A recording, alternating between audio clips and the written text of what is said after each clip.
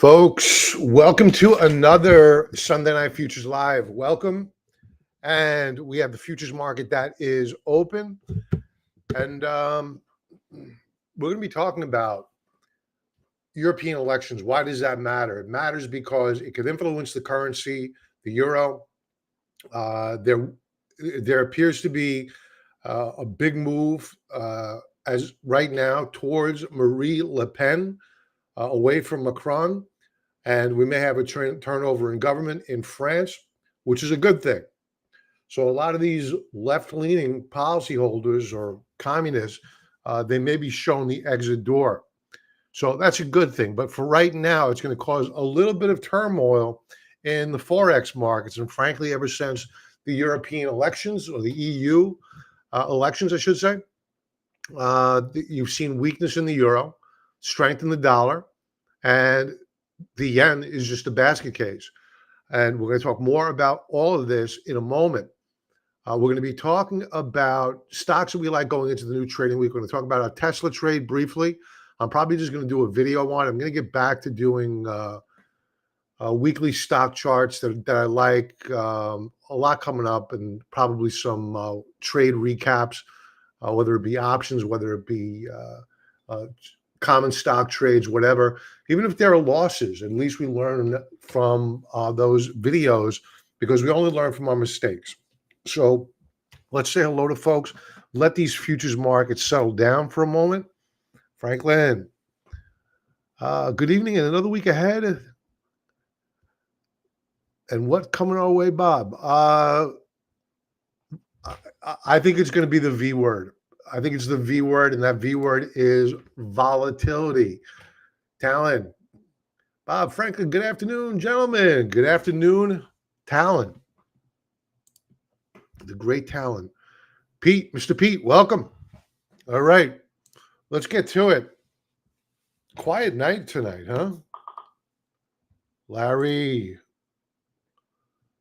All the debate did was give the stock market uncertainty. Yeah, we're going to be talking about that debate in a moment, because there's the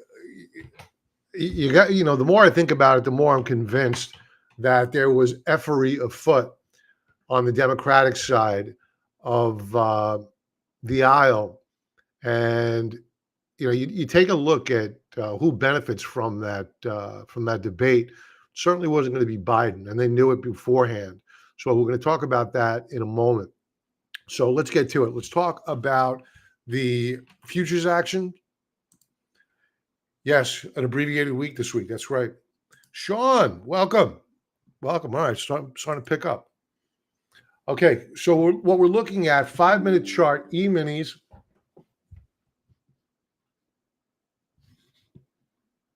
Let's get rid of this. Okay.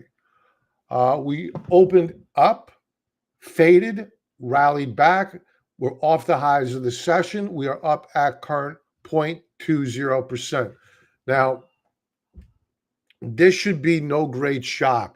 We did not have a good close on Friday at all. We sold off into the close. Let's take a look at the NQ. This is the futures version of the NASDAQ 100.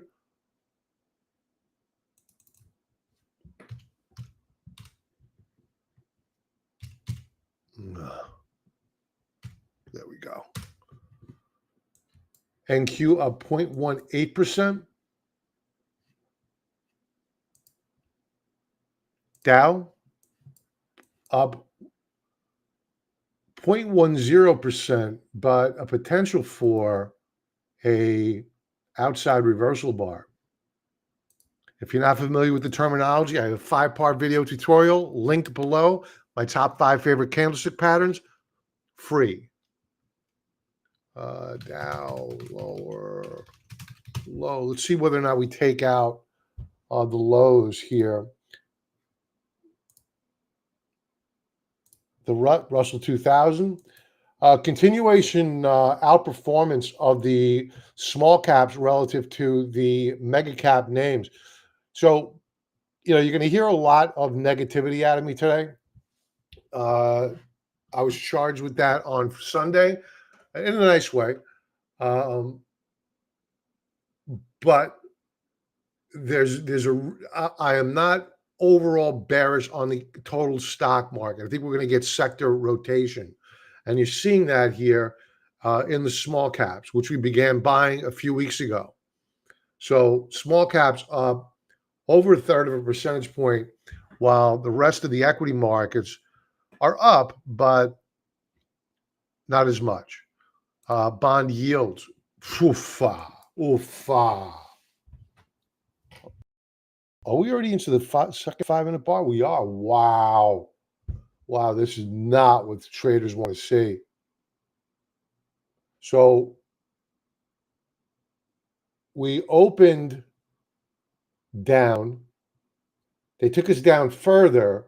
Now we're at session highs. This is a bullish key reversal, also known as in this context, a bullish engulfing of this candlestick here.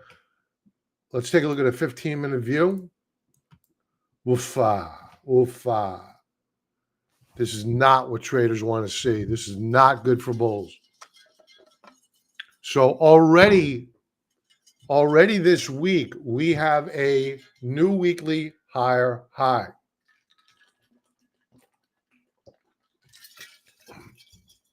On the 10-year yield.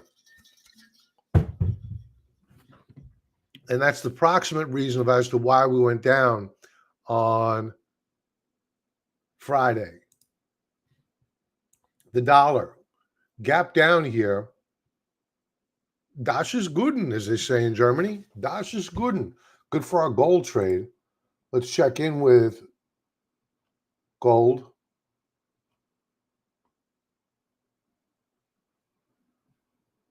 Why is it not up here?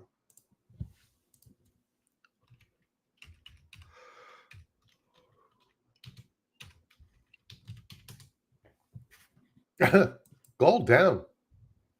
Not benefiting from the gap down in the dollar. Very strange.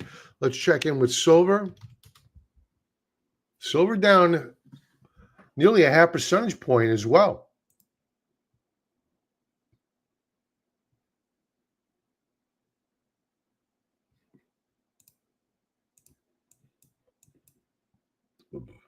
So the setup here on silver is interesting.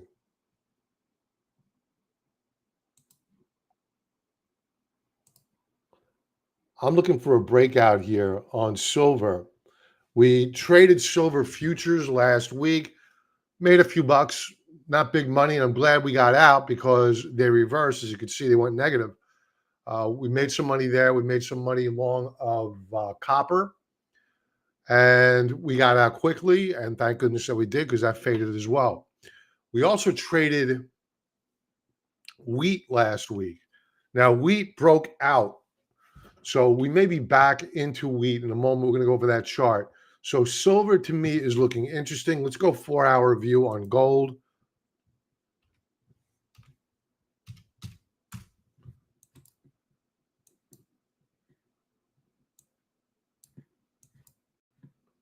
Similar chart patterns here.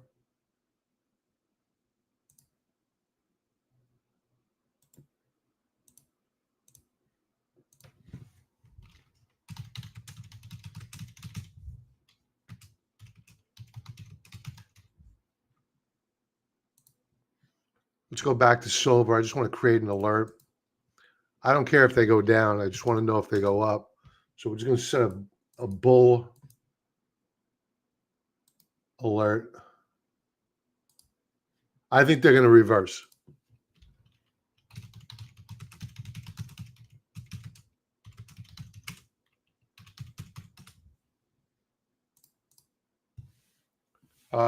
Silver now coming off of its lows. Here we go.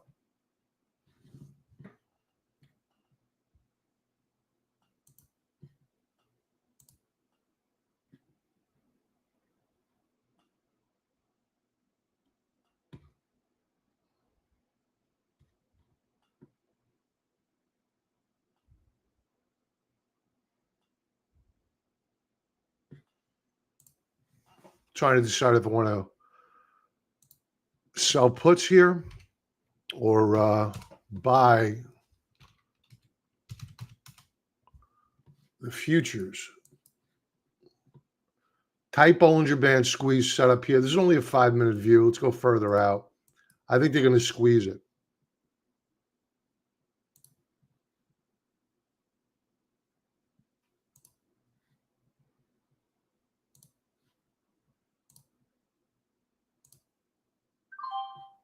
All right.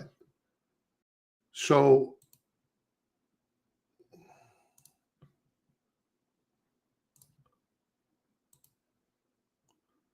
we're now long of silver again. That was the micro contracts. I think they're going to take this up.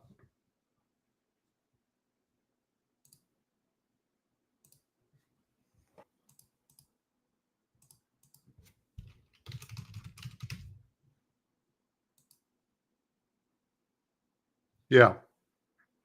They're starting to bid it now.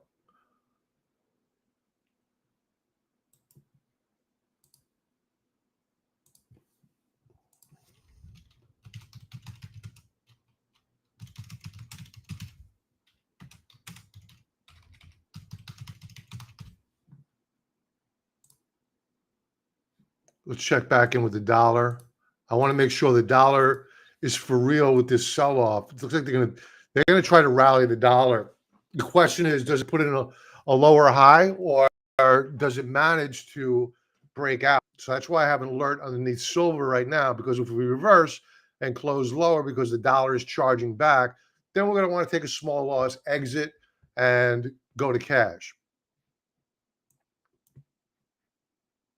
All right, enough of silver. Platinum, that's down.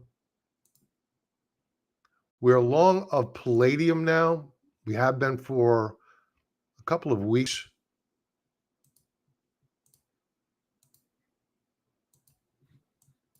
And that's down a 0.5 percentage point coming off of its lows. All right, so we covered the metals. Let's take a look at energy because there's a couple of charts out there that everybody should be focused on right now. One, the 10-year yield. Two, oil.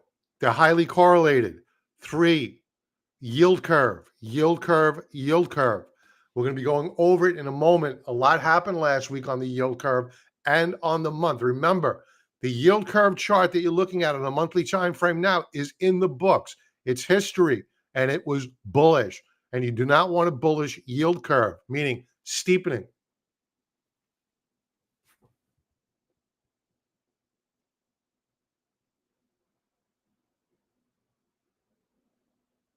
Energy.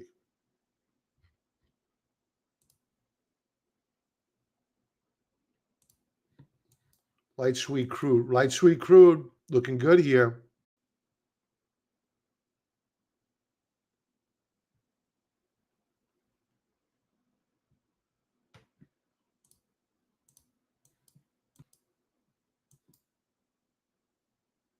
We bounce off of the 21 period EMA 4-hour view.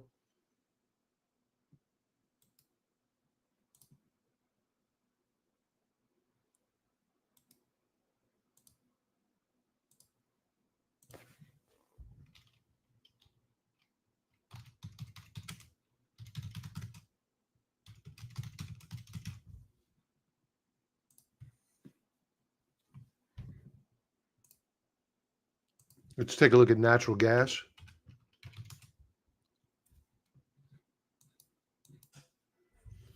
Natural gas is becoming very interesting here.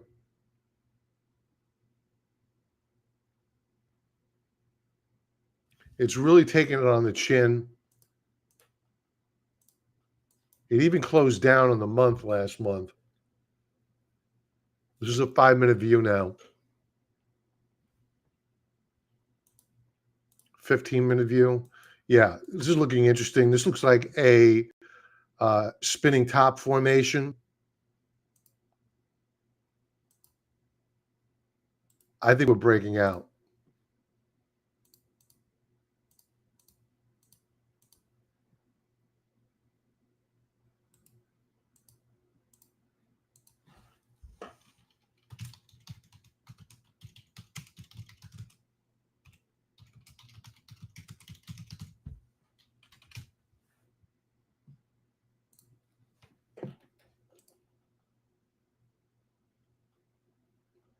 Home heating oil. I want to see what that did on the week. Time to buy some home heating oil. Looking bullish. Let's check in with agriculture prices.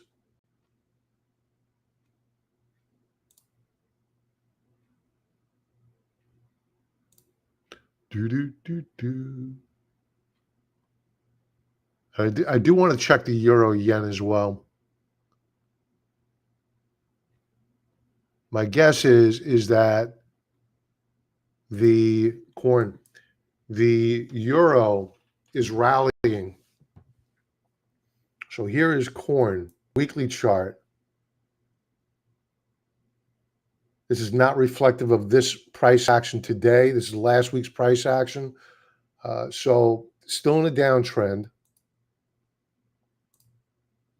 That can go lower. Soybeans, not looking good here. Probably due for a bit of a counter trend rally. They tried to do it today. Actually, that was Friday. They tried to do it on Friday, and it got reversed. It's up a 0.25 percentage point now.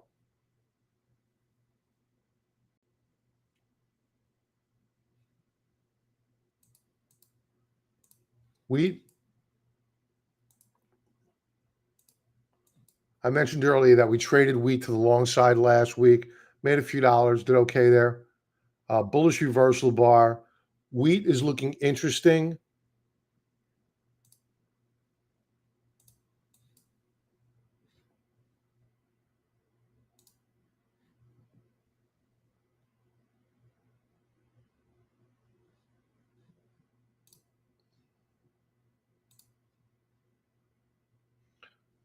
They don't have options on wheat. All right. Oh, these are the minis. Okay. What else do we want to talk about here? Volatility.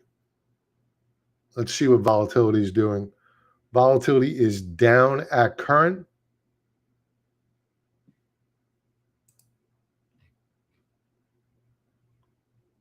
Let's check back in with silver.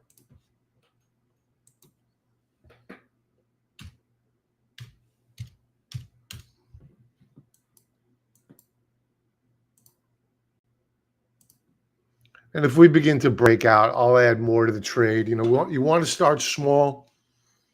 If you stop out small. If you break out, all it is a validation that your original hypothesis is accurate, and you add more to the trade. Simple as that. So we're positioned. All right. That's the futures. Let's go back to some. Oh, I didn't go over euro yen. I need to do that.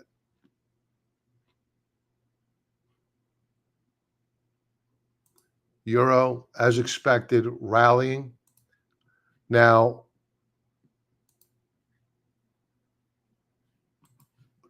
I can't believe I just did that twice.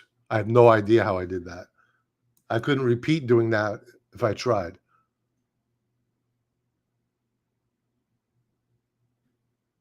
This is a daily chart.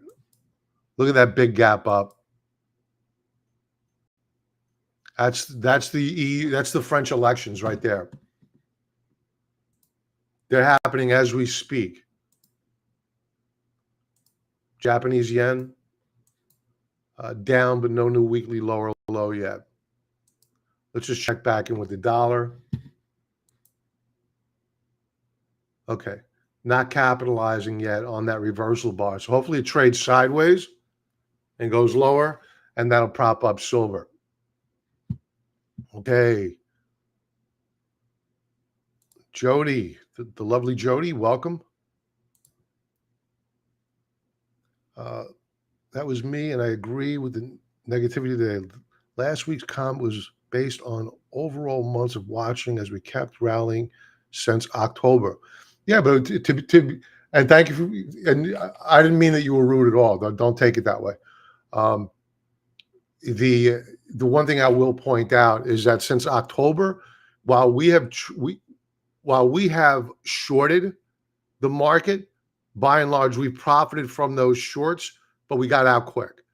And we've been bullish. We've been bullish on the market. All I like to do is point out what's around the corner, right? So the yield curve, which I talk about all the time, the yield curve had stopped going up in October of last year. Oddly enough, as in fact, it pulled back. So what happened? The rally in the equity markets began to rip roar.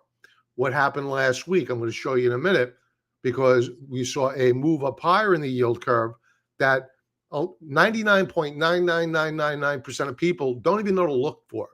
So that's the purpose of me bringing it up. So let's get to the news that's coming out this week. Okay, so news coming out. Before we go into next week, I want to talk about last week. Now, last week's PCE report was on the headline flat, as expected. Year over year, as expected. Core, as expected. The problem here is that personal spending, the expectation was 0.3, actual was 0.2. That's a 33% miss. 33% miss. Personal income rose.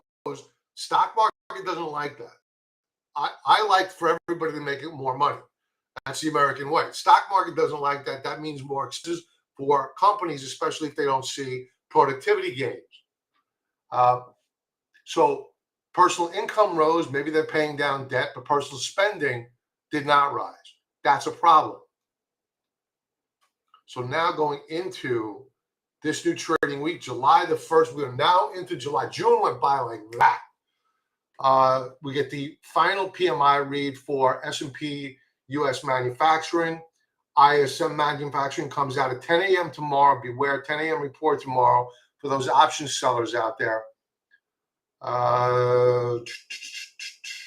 And what I mean by that is a lot of option sellers, and I do it from time to time myself, is at the open, you sell premium. You sell, Iron Condor, Iron Butterfly, whatever, and you try to generate income. Well, a lot of times people don't remember, you got a 10 a.m. report coming up. So maybe you'd be better off waiting until after that 10 a.m. report, see how the market responds. When it's an important report like ISM manufacturing, and then go from there. We have Jay Powell over in Portugal. He'll be speaking on Tuesday. We get job openings that come out Wednesday. We have more Fed heads talking over in Portugal. And of course, we have ADP employment coming out on Wednesday. And that means that this is the pimp Mac Daddy of all economic data weeks. That is non-farm payrolls on Friday. So in addition to ADP on Wednesday, we get the trade deficit. Nobody cares about the deficit anymore. When I was trading back in the early 90s, the trade deficit mattered. It doesn't matter anymore. Factory orders, ISM services comes out. Minutes from the last Fed meeting comes out on Wednesday. So that's going to be a very busy day, Wednesday. I will not be selling premium on Wednesday. Thursday, obviously, happy Independence Day. God bless America. I have zero shame in saying that. I'm proud to say it. On Friday, we get the unemployment report. Non-farm payrolls. That's your U3. They don't report U6, but we will pay attention to U3 and U6 here. Watch out for wages. If it comes out hotter than expected, the market does not like that. That's inflationary. Oh.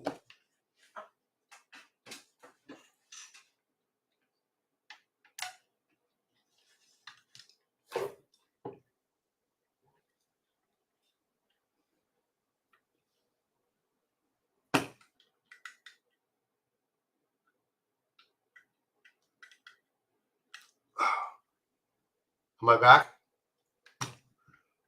Thank you, ES.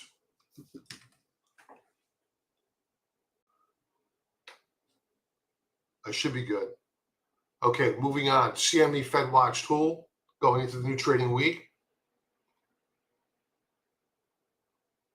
Probability of an ease, that pulled back slightly, but we're still in the 60s. We've been there, hovering around the low 60s of late. The high last week is around 67.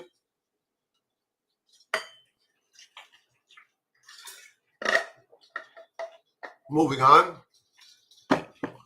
Valuations of the market. Overvalued.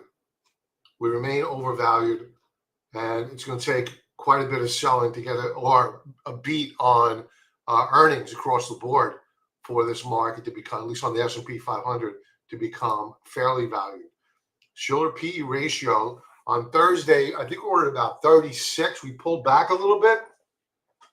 Now we're at 35.56. So still pretty frothy here.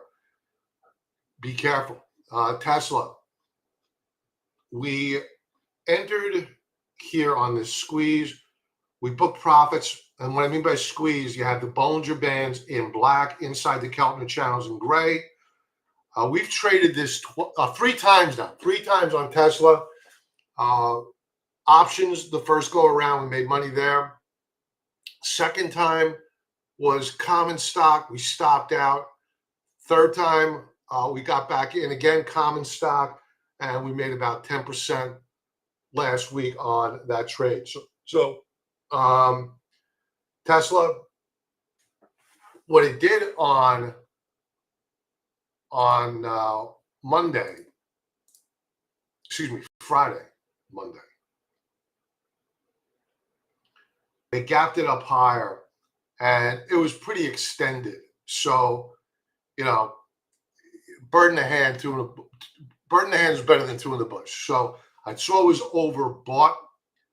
We had made our profits, and I booked profits right around here, and then it just dropped like a rock. So it was really, really good exit on my part. I'll do this because it doesn't always happen that way. So we'll be looking to get back in here, but at lower prices. All right, let's talk about, and people are going to say you're talking politics. I'm not talking politics. It's not politics. Everybody's so sensitive. You got to stop being so sensitive. What we're going into November, if anybody believes that Joe Biden is going to be the candidate, I think you're going to be wrong. I think that they put him up there to show the world how, you know, I have a lot of sympathy for people that have dementia. I may not like the guy, I never did, but I can empathize with somebody that's sick. I personally believe that a lot of people around him should be charged with elder care abuse. That's my take. And I don't like him. I think it's wrong. I think it's wrong for the country. I think it's wrong for him. But they did it. So they want him out. The more I think about it, the more I'm convinced they want him out.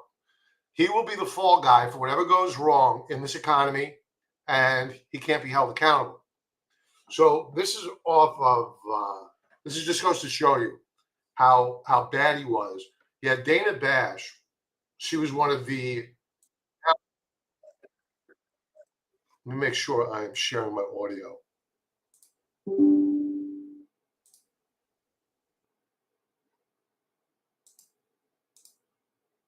I was not good.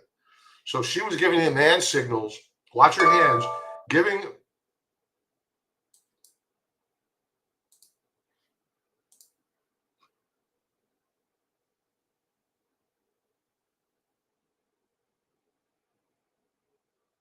All right, so the E-minis just took out session highs.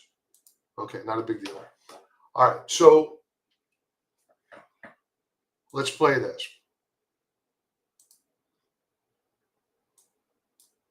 President Biden, a record number of migrants have illegally crossed the southern border on your watch. Overwhelming border states. And under the issue of immigration and border security, President Biden, a record number of migrants have illegally crossed the case. President Biden, a record number. I think you get the drift. I mean, they all knew that he was not there. He was not present.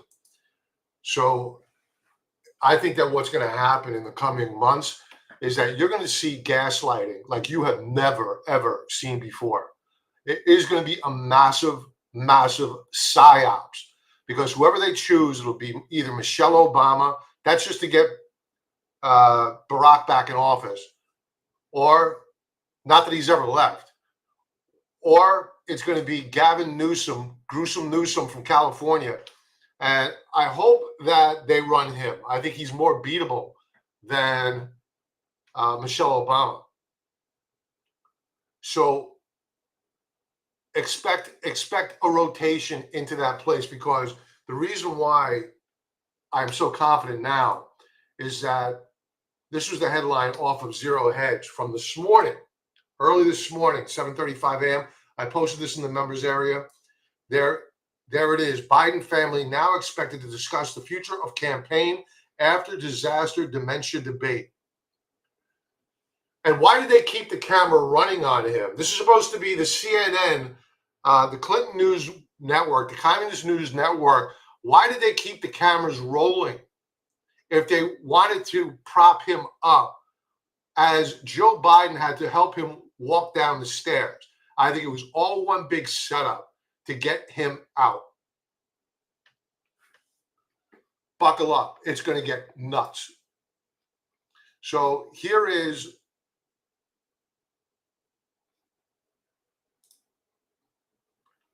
Dana Bash is married to one of the 51 intelligence agents who did not. Is that a fact? Why am I not surprised? Why am I not surprised?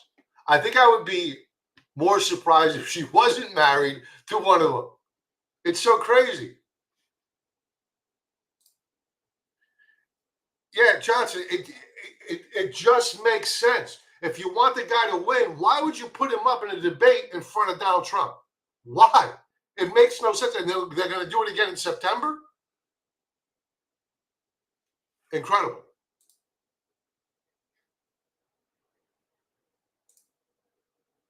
All right, so this goes back to the French elections.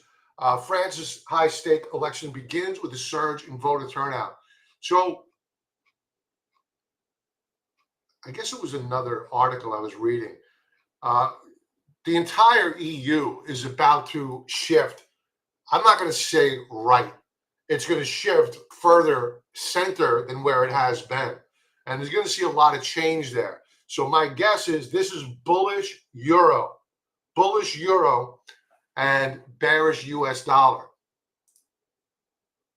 And this is just off the presses right before we went live. Marine Le Pen, commenting on the first round of French parliament elections, says French people have practically wiped out Macron's camp. So big sea changes going on over in Europe. I think all for the better, because they have been walking around like blind men without a cane for quite some time now. And I've been to Europe. I've been to last year Italy and France. Beautiful, beautiful countries. And you have morons running them, just like here.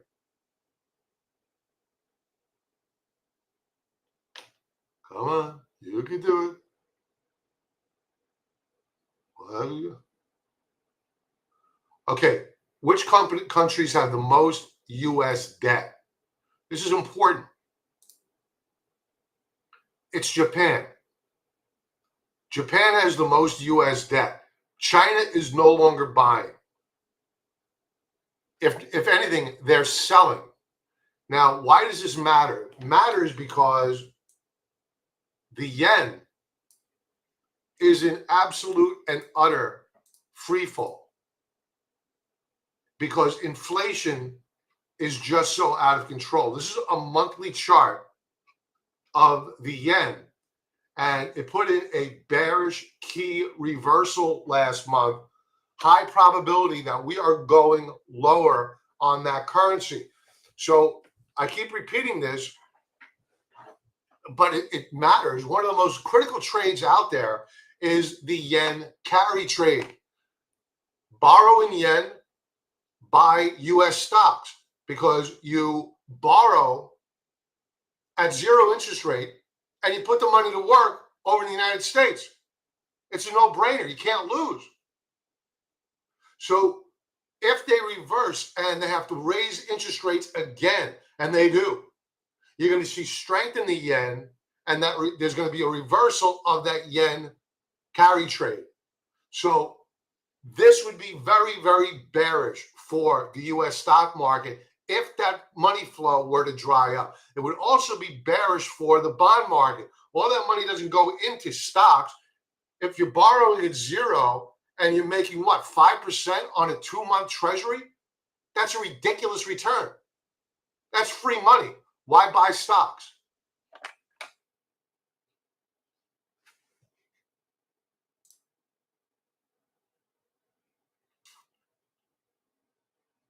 Jesus, Twitter, you're killing me. U.S. labor market at an inflection point. And remember, we still have inflation. While the PCE didn't come out hot last week, wages grew and spending declined.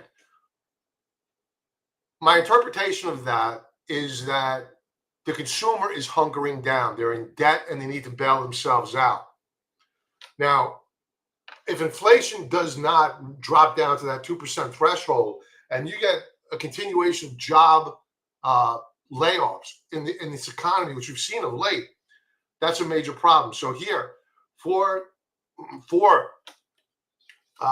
this passage, continuing jobs claims surge to 1.84 million in the week ending June 15th, the highest level since 2021. People aren't finding jobs.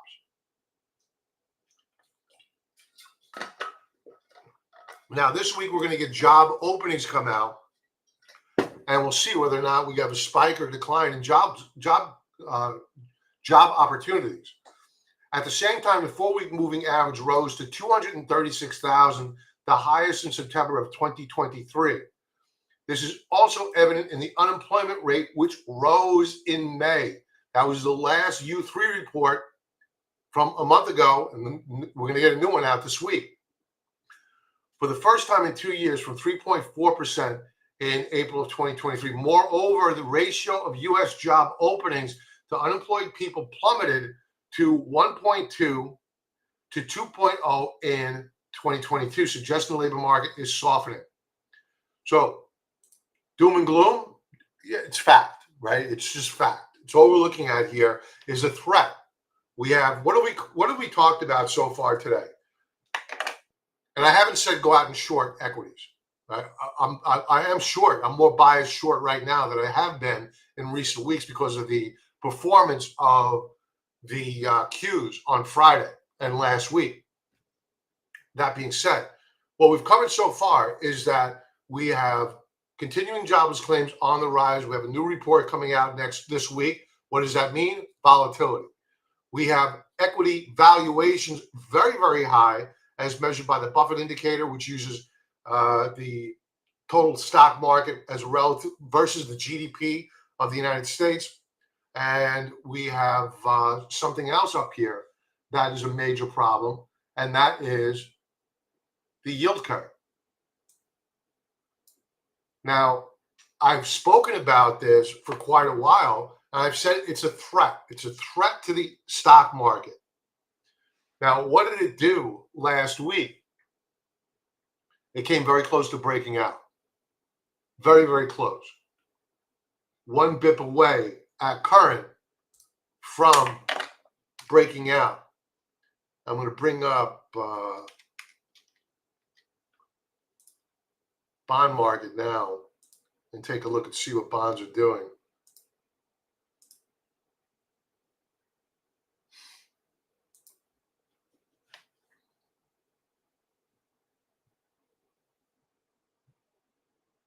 The 10-year is up. The 2 years unchanged. So that's a steepening. But I'm seeing I think there's just not a lot of activity in the bond market.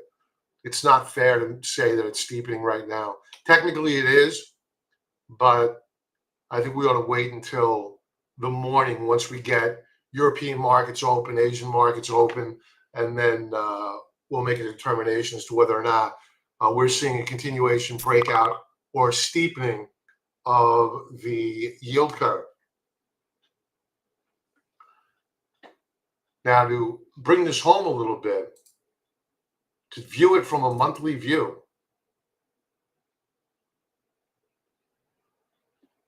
bullish key reversal on the month last month. So my interpretation here is that after a long consolidation, we're getting ready to break out. And historically, that is no bueno for stocks.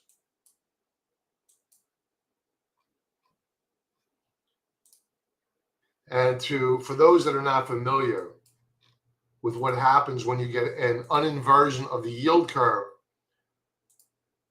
take a look at this.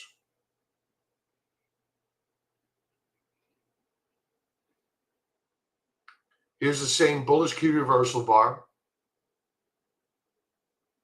Equities continue to move up higher, except the large caps on Friday. And if you go back and you take a look at here, 2000, once you got an uninverted yield curve, equities crashed. 2-year bear market. Financial crisis, steepening of the yield curve, equities crashed.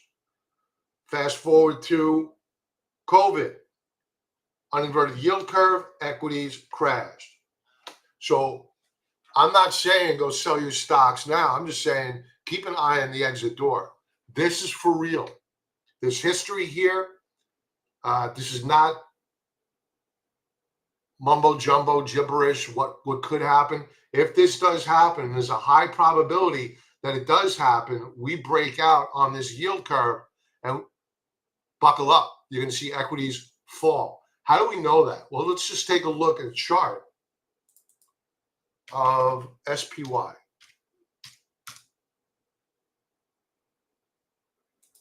Weekly view.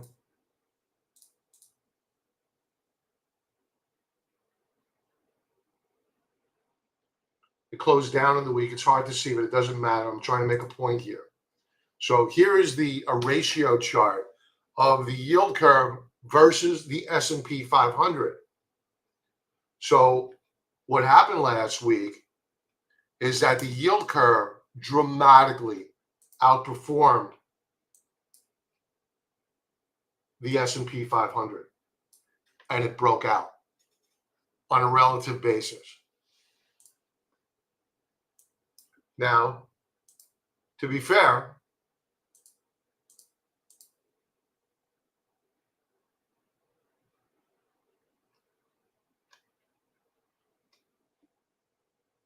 look at the monthly setup here.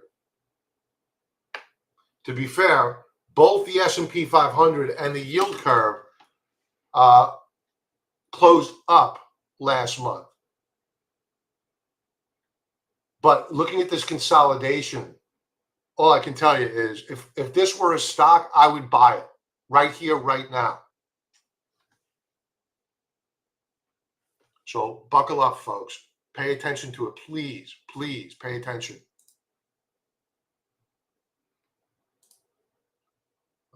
Europe is beautiful. I was just looking at Montenegro. Oh, never been. Montenegro. It's even got a pretty name.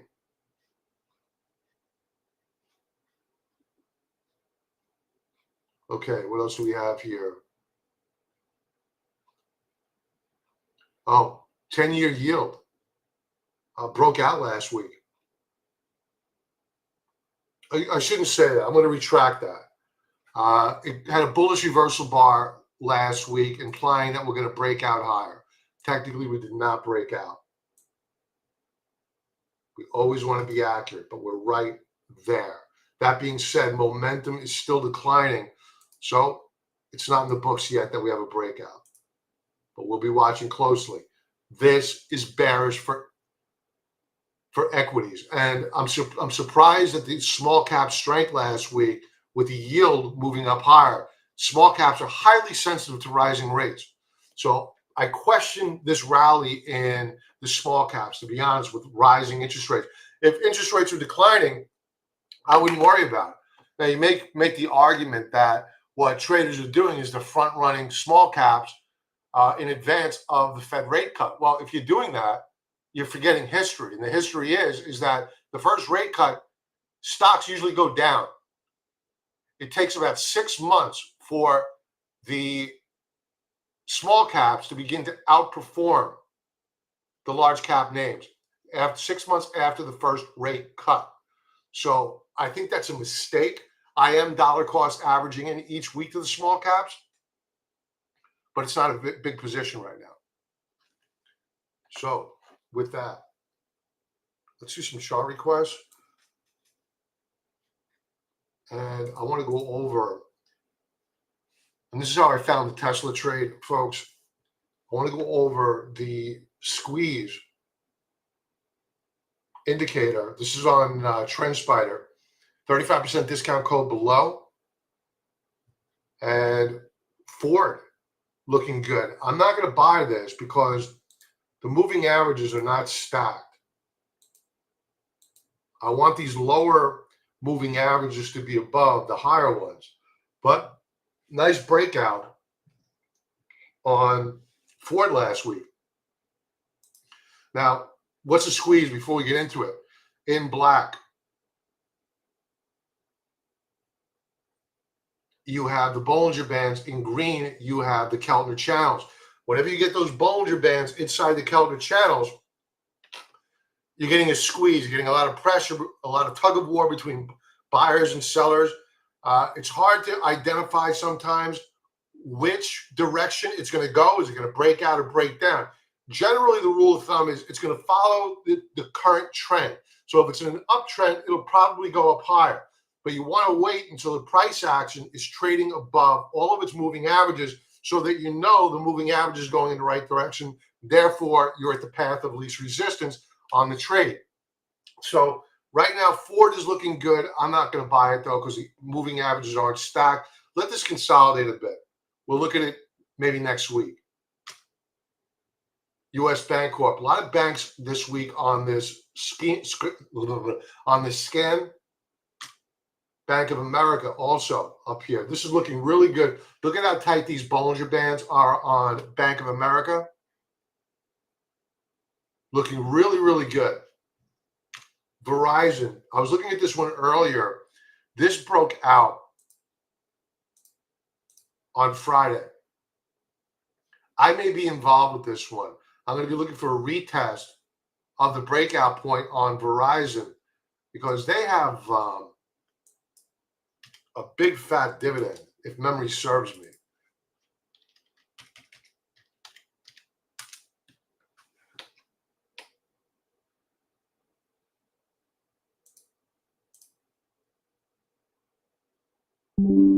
Yeah, nearly a 6.5% yield. So I'll throw this in my long-term account, the dividend payers account, and I'll add this because I think we have upside potential, plus it pays a nice dividend. And it's the same exact thing we did with Altria. Cisco, improving, but still moving averages not stacked, a lot of overhead supply, not interested yet. Bank of New York Mellon, I still like BAC better. This is looking good as well, but BAC wins it. Coca-Cola, not interested. Citigroup looking really, really good here, breaking out. Walmart, not ready to buy this yet, but interesting. MetLife, this is one that's not going the right direction. In fact, this may fail and move lower. Philip Morris, lower highs, lower lows, not interested. If anything, would be a short. Staples broke down last week. 3M consolidating very, very nicely here.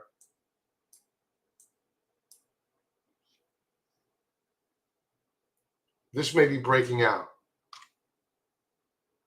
Nvidia. I'm not ready to buy this yet. I don't like the price action of late. We're still short of Nvidia. We're profitable on it. We're still short of it. So I'm not looking to let it go quite yet.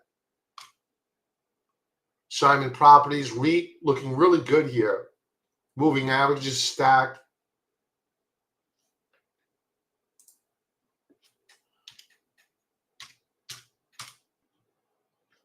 Checking out the yield. 5% yielder. Looking good. IBM, not interested. T-Mobile, this was looking good, but had a failed breakout, not interested. Boeing, not interested. Let's go back to Boeing. The only way I would do Boeing is a short. Management has to go.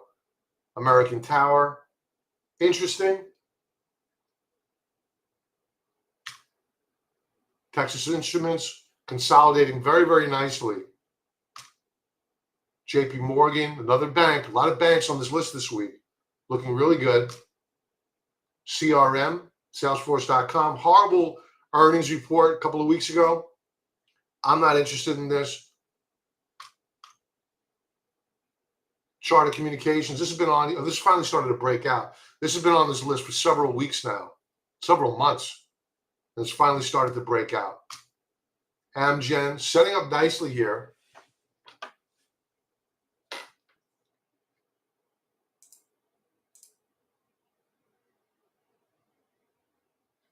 An overhead supply up here. I'll pass. Lind Place. Not interested. Lockheed Martin. Not interested. UNH. Beautiful breakout last week. So the financials are looking pretty good here. BlackRock. Better plays out there. BlackRock is a laggard. And that's it. Nike.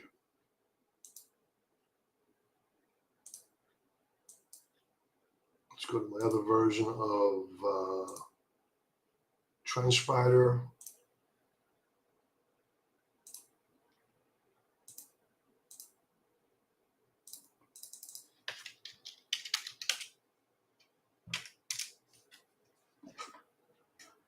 TrendSpider, excuse me, Nike is an absolute train wreck.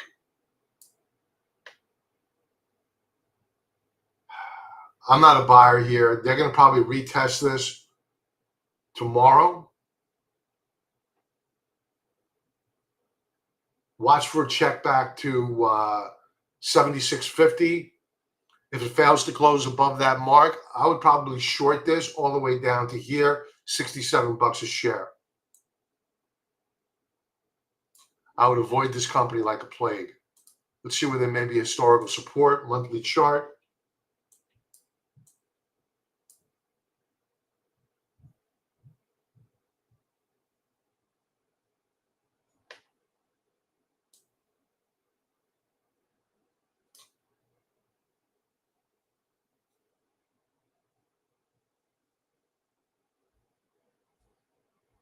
You have a Fibonacci support level. I don't like it.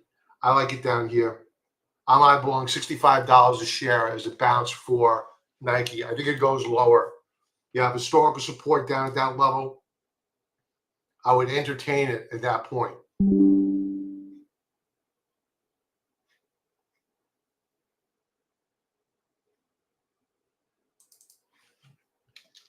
WBD, Warner Brothers. I don't think I've ever looked at this chart before. This is a monthly chart. Very, very tight descending wedge formation.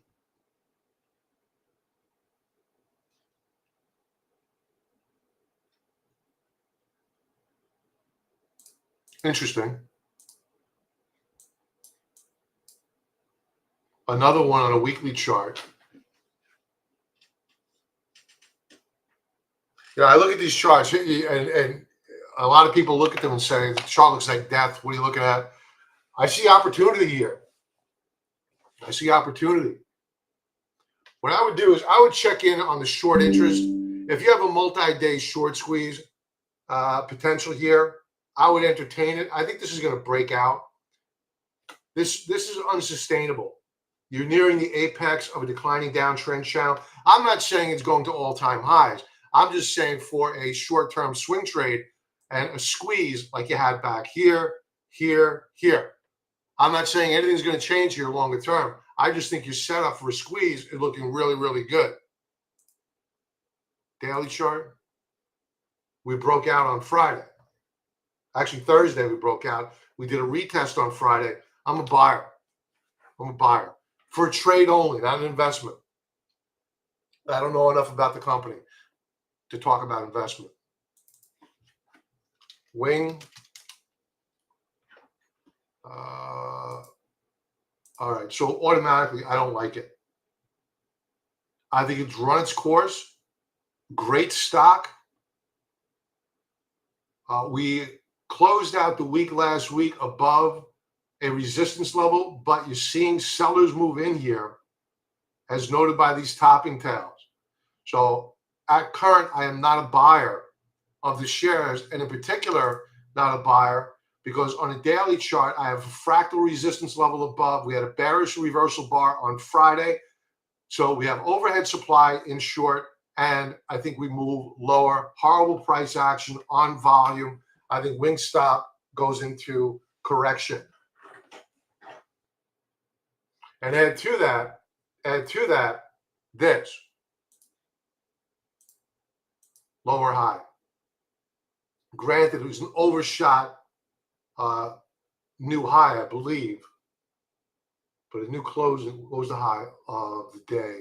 High 431.03. Yeah, so it did put in a new intra-period high. But if this breaks lower, that would, for me, still be good enough for a double top. And if we break down below this support level here, which acted as support back in on June the 21st, if we break that support level, we're going a lot lower. So I'm not loving this stock. I think if anything, it's setting up as a short. I would be a call seller here, call credit spreads, a credit spread seller of calls on Wing. Have a great night, Sean. Thank you.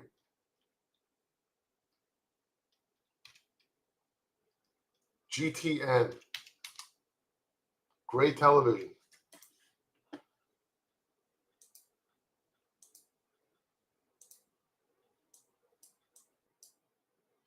Multi-month consolidation at support. Well, we broke a support level last month. I'm not a buyer here. I think it's a broken stock. Granted, it bounced back. I'm not a buyer here. Good volume. It needs to firm up a bit more for me to be a buyer. I don't like the close on the month. It looks very, very bearish. Apple.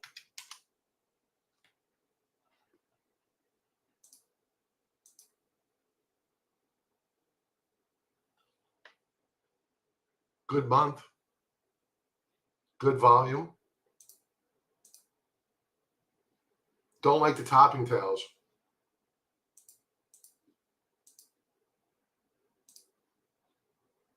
So we could trade sideways within this wedge or triangle formation, call it whatever you want. And we could still break out, but I think we need a consolidation. And if we fail to hold this support level in blue, we could see a significant drop. So I'm not a buyer yet, and I would not short it. I would just watch it. Potential double top daily time frame. If we close down below the lows of the 21st, again, the 21st, I'd probably be looking to short the shares. Right now, this would be a good stock to put on a very wide strangle or a very wide synthetic iron condor. I don't think it's going anywhere for a while. You do have earnings coming up, so that would keep me away from doing that strategy. But if you're risking, you don't care about the risk of the earnings, that's one option. But I would go very, very wide out.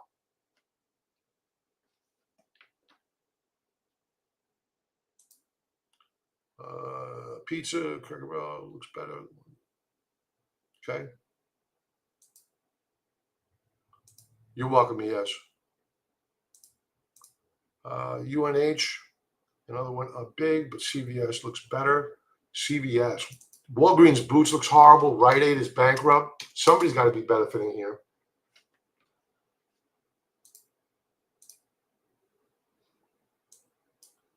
The chart's not looking good. This is not a good business. Very thin margins. I'm not a buyer here.